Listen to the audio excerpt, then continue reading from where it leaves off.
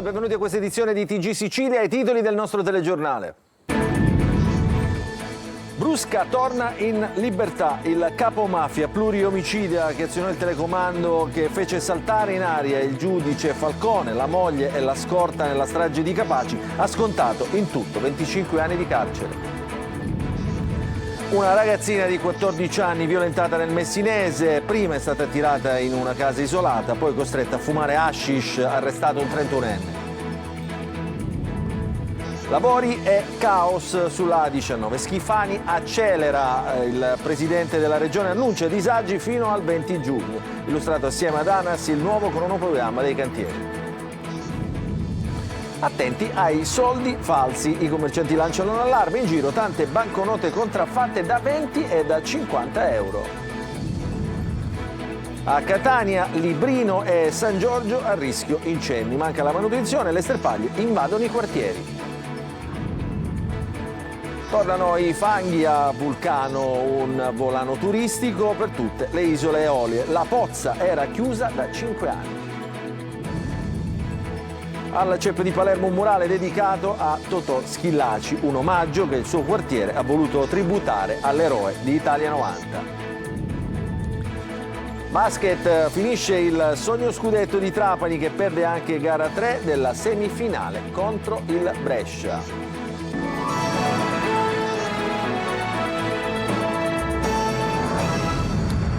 Ancora buongiorno, lo avete sentito dai titoli, il boss Giovanni Brusca torna libero, fu lui ad azionare il telecomando della strage di Capaci. A fine maggio ha concluso il periodo di libertà vigilata, in tutto ha scontato 25 anni di carcere, il servizio di Giusy Lazzara.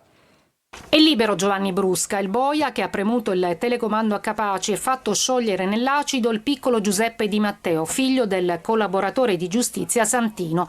A fine maggio sono trascorsi 4 anni di libertà vigilata, stabiliti dalla magistratura di sorveglianza. Era l'ultimo debito con la giustizia del boss di San Giuseppe Jato, responsabile di decine di omicidi e che dopo l'arresto e dopo un primo falso pentimento decise di collaborare con la giustizia.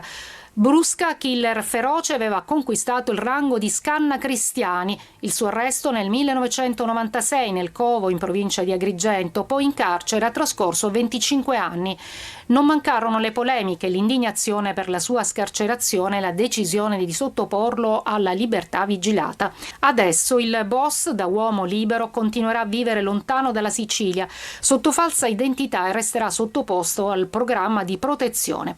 In questi anni di collaborazione si è autoaccusato di oltre 150 omicidi. Adesso la liberazione che nel suo caso, come previsto dalla legge, ha visto applicare i benefici previsti per i collaboratori affidabili. E si riapre una ferita per i familiari delle vittime. C'è poco da dire, la legge è questa, così Alfredo Morvillo, fratello di Francesca, moglie di Falcone, accoglie senza commentarla la notizia della scarcerazione definitiva. Si dice amareggiata e indignata Tina Montinaro, moglie del caposcorta di Falcone. Credo sia indegno che Brusca sia libero, dice. Aspetto che la società civile si faccia sentire. Noi familiari, da 33 anni, non sappiamo la verità. Un 31enne è stato arrestato questa mattina con l'accusa di violenza sessuale su una 14enne. L'episodio è avvenuto in provincia di Messina. Il giovane adesso è agli arresti domiciliari. Il servizio di Francesco Triolo.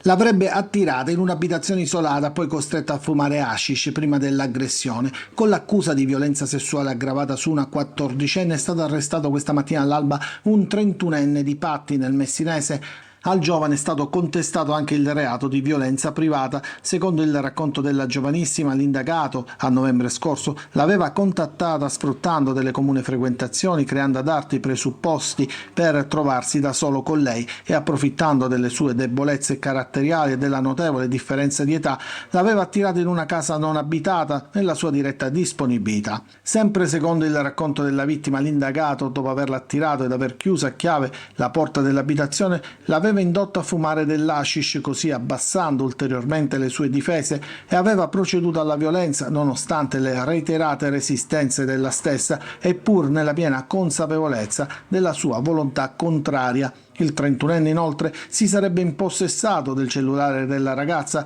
in modo da impedirle di chiedere aiuto. Il GIP di Patti, Andrea La Spada, ha disposto per il 31enne gli arresti domiciliari.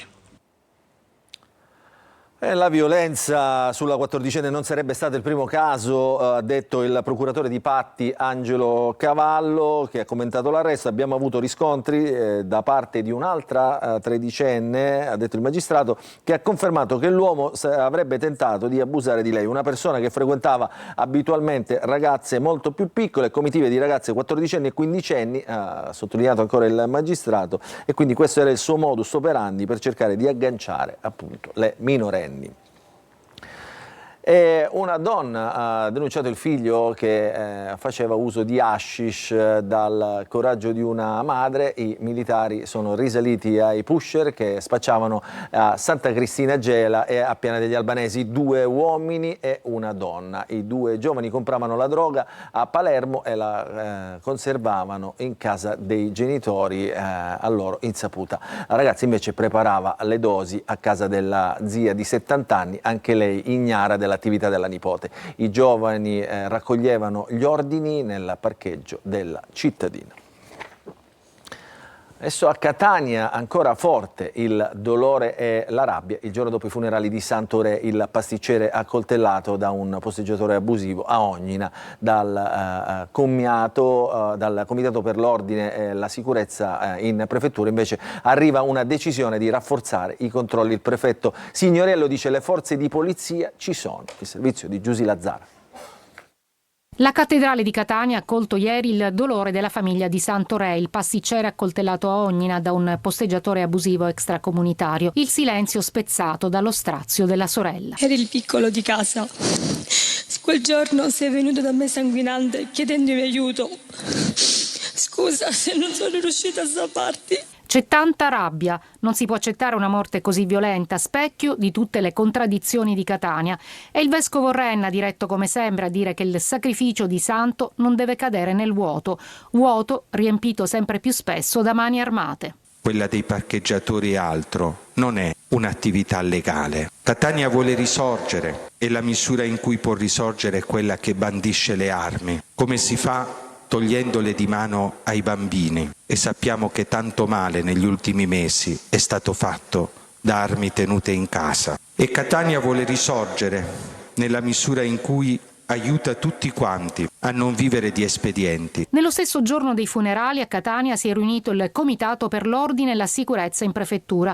Una mappatura dei posteggiatori abusivi e più controllo del territorio come primi provvedimenti. Della sicurezza per quello che riguarda l'apporto che le forze di polizia possono dare in questo momento a Catania, diciamo che è significativo, e ripeto, lo vediamo proprio dai dati sull'andamento delle fattispecie criminose che vanno riducendosi, e vanno riducendosi non per caso, ma perché evidentemente l'azione di contrasto e prevenzione da parte delle forze di polizia è continua. Chiedono giustizia per Santo i parenti per una morte ingiusta come tutte le morti violente.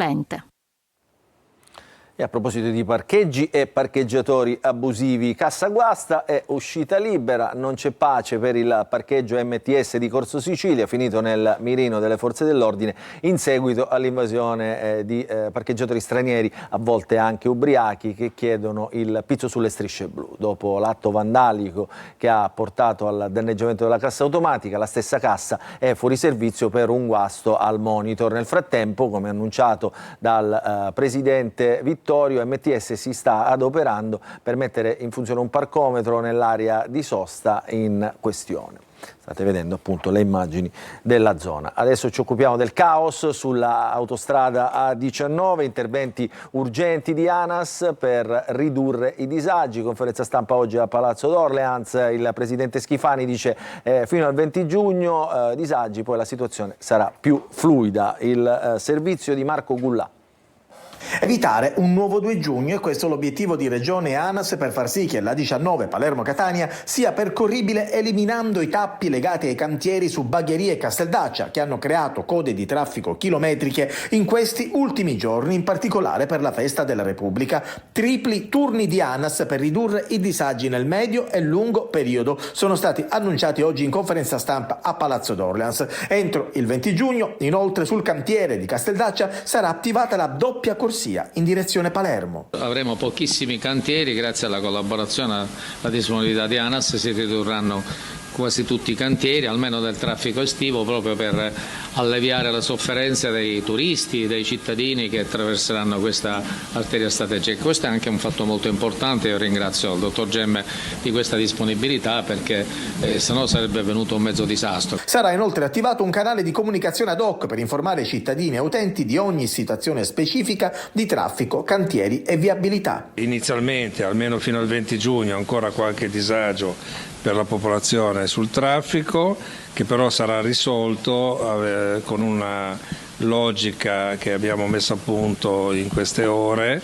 per modificare l'assetto stradale realizzando 2 corsie al posto di una. Saranno corsie più strette, avremo una sede di lavoro un pochino più sacrificata, ma sicuramente ridurremo i disagi.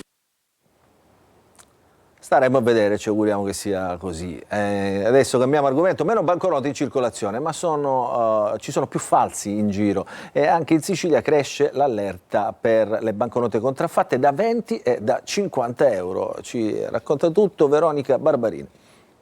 Diminuiscono le banconote prodotte in Italia, ma aumentano i biglietti contraffatti. Accade anche in Sicilia, e a lanciare l'allarme è il sindacato autonomo dei bancari, che mette in guardia cittadini ed esercenti dal rischio sempre più diffuso. I tagli preferiti dai falsari sono quelli da 20 e 50 euro di uso comune. Ma come proteggersi dalle falsificazioni? Le possiamo individuare semplicemente guardandole in controluce, noteremo questa linea nera e poi un'immagine rappresentata con una finestra accanto. Quindi questi, diciamo, sono i simboli più identificativi di un 20 euro vero. Non solo toccare, guardare e muovere, c'è chi usa anche dei rilevatori di banconote false. In questo caso noi usiamo il pennarello. Se il segno lo lascia scuro, la banconota è falsa. Se invece il segno sarà giallo trasparente, la banconota è valida. Le banconote false scoperte sono oltre 120.000, in aumento dunque rispetto agli anni scorsi.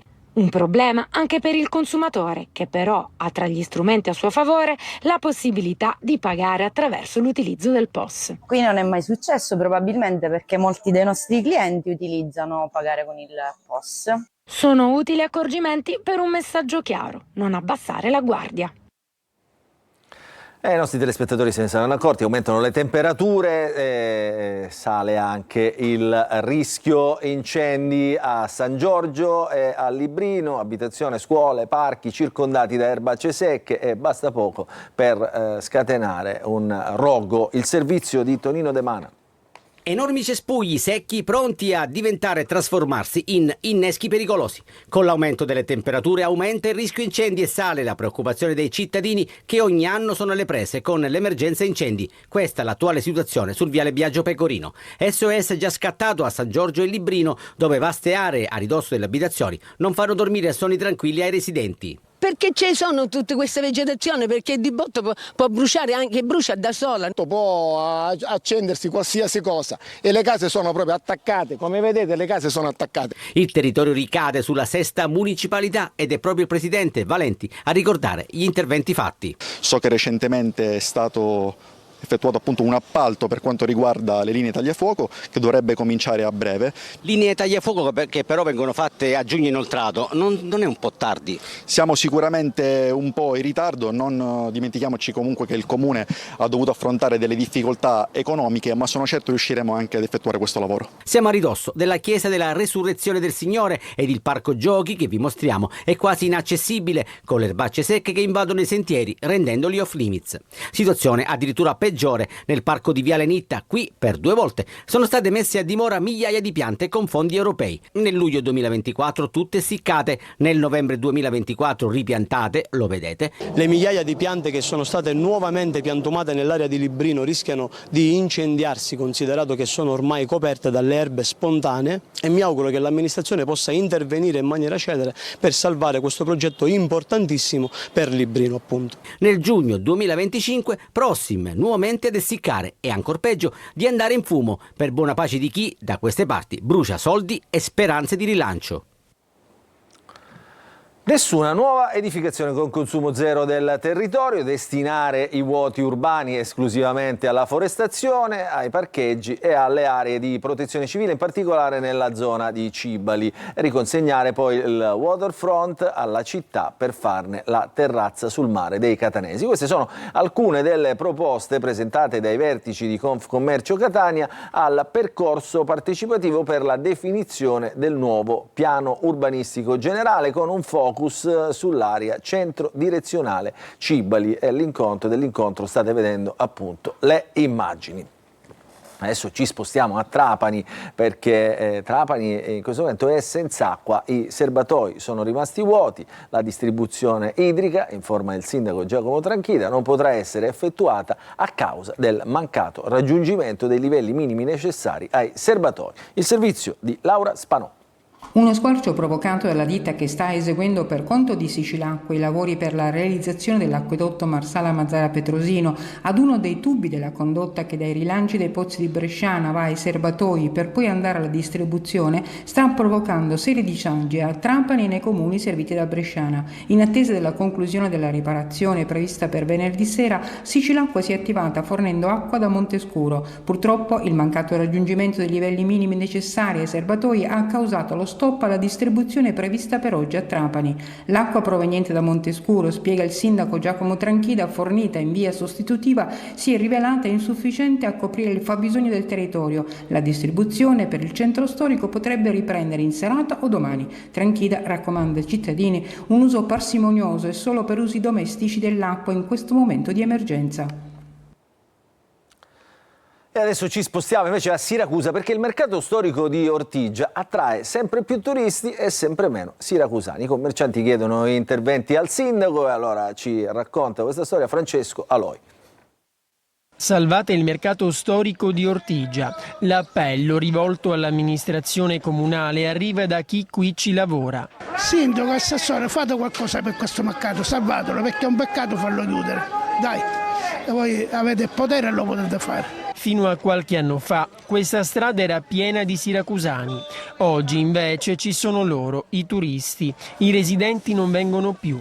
I posti auto sono riservati soltanto a chi abita nel centro storico e gli autobus, che il comune ha potenziato, non bastano per portare più persone al mercato. Se una vecchietta di una certa età vuole venire qui a fare la spesa come faceva 30-40 anni fa, purtroppo non gli è più permesso. Molti problemi sono anche la pavimentazione, che siamo proprio dimenticati.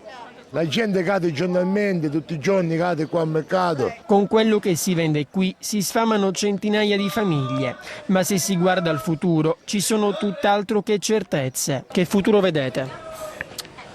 Allora, intanto il mio futuro non sarà questo, io qua do solo una mano a mio padre, però spero che non muoia mai il mercato in Ortigia. Il problema è sempre dell'amministrazione, secondo me, anche perché ha poco interesse per quanto riguarda questo mercato, almeno così fa pensare. E poi c'è il problema della sicurezza. Ci sono gli abusivi e non mancano i borseggiatori. La richiesta degli operatori quindi è più controlli, ma soprattutto più attenzioni per questo mercato, non solo a parole.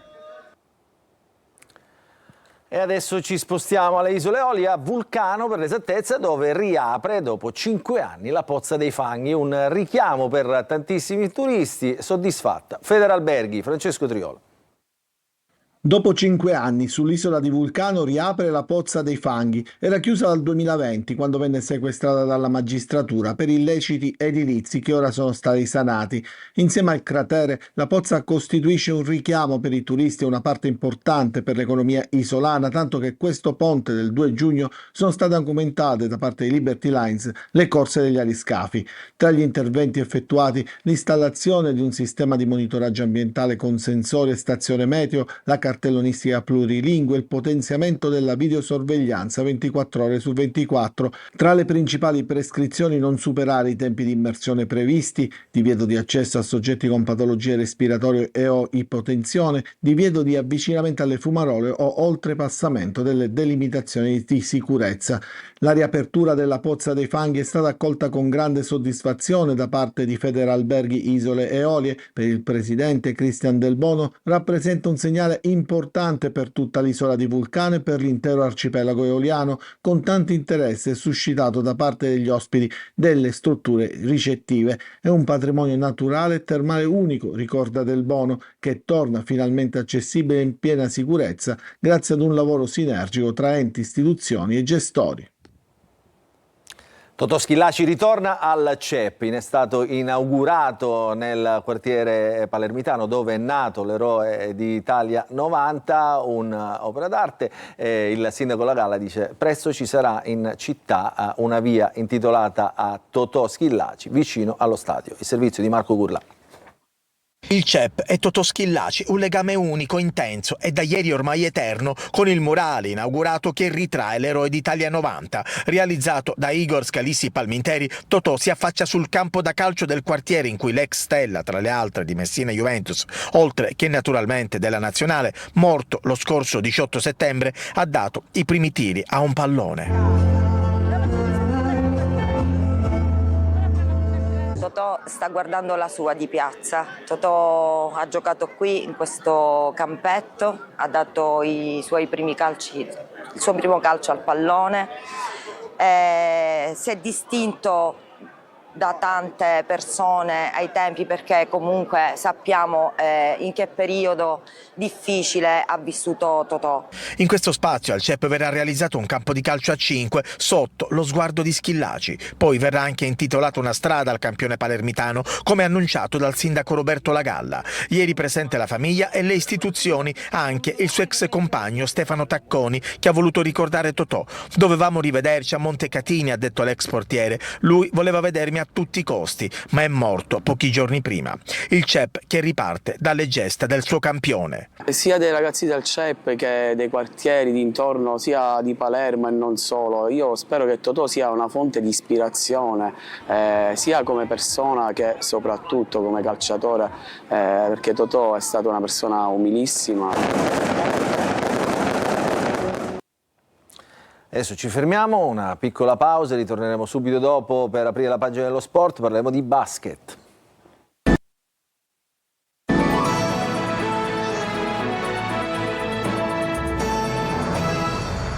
Ancora ben trovati, rientriamo in diretta nella seconda parte del nostro telegiornale, parliamo di basket, dei playoff scudetto. Trapani perde anche gara 3 e sfuma il sogno tricolore. Alla Pala Leonessa finisce 92-86 per il Brescia, invece per i siciliani cala il sipario su una stagione comunque straordinaria e da ricordare. Franco Cammarasana. Ci ha provato la Trapani Shark a fare l'impresa, ma non ci è riuscita. È finita 93-86 la gara 3 della semifinale scudetto, risultato che consegna alla Germania Brescia, che aveva vinto le 2 precedenti gare, la prima partecipazione della sua storia ad una finale per lo scudetto tricolore. La Trapani Shark ha disputato nel complesso una buona partita, più di una volta ha messo il naso avanti nel punteggio, ma le troppe palle perse, l'aver concesso ben 50 tiri liberi e la scarsa percentuale nel tiro da fuori ne hanno determinato l'uscita di scena.